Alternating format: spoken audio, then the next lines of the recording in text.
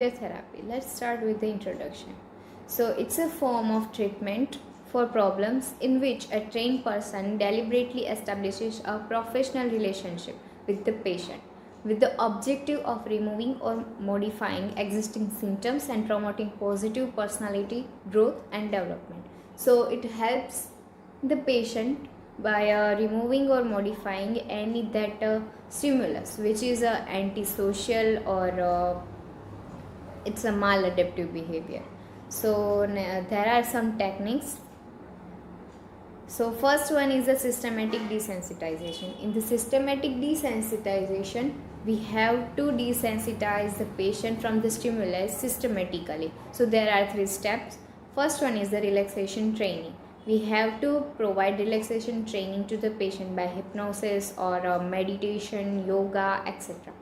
Then second one is the hierarchy construction. So we have to tell the patient to list out that stimulus which provokes the anxiety or any maladaptive behavior.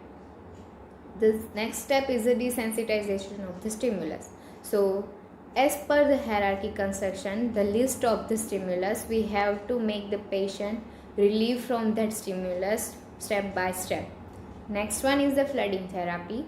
So in the flooding, the patient is directly exposed to the stimulus. Like if the patient have any phobia with the lizard, so we have to keep the patient in the room with the lizard. So make sure there is no any escape. So the patient will be habituated with it, and there will be no phobia anymore. Aversion therapy. So aversion therapy is a pairing of the pleasant stimulus with an unpleasant response. So even in the absence of the unpleasant response, the patient will become unpleasant with the pleasant stimulus, which will be associated. Next one is the operant conditioning procedure for increasing adaptive behavior. So we have to make patient to increase the adaptive behavior. We have to provide the patient new adaptive behavior by positive reinforcement and token economy.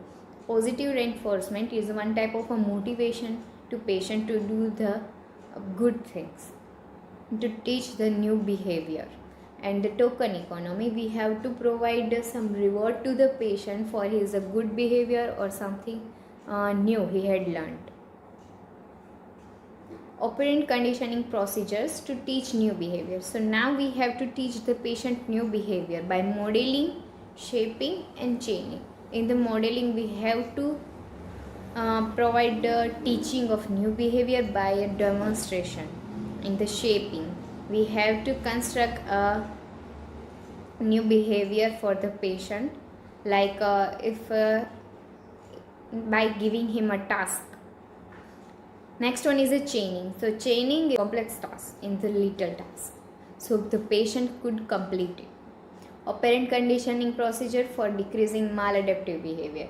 So decreasing maladaptive behavior, which it can be happen by ignoring the patient's maladaptive behavior or punishment for the any wrong behavior or timeout method. In the timeout method, we can provide a patient a task which should be completed in the given time. If it is not completed, so we have to provide them a punishment, or if it is completed, so we have to provide them a reward. Then the restitution. Restitution can be also called as a overcorrection. We have to correct the patient's mistakes or any maladaptive behavior. Then the response post.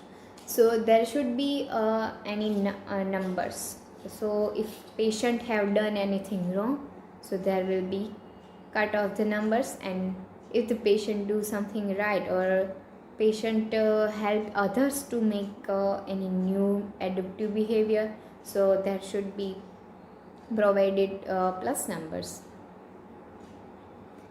Next one is the assertiveness and social skill training.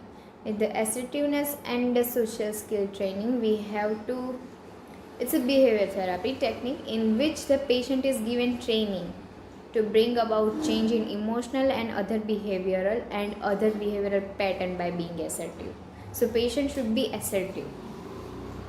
So by these methods or techniques, we can provide the patient behavior therapy, and we can remove or modify the behavior of the patient which is maladaptive or causes symptoms which is not good for the society or him. Thank you.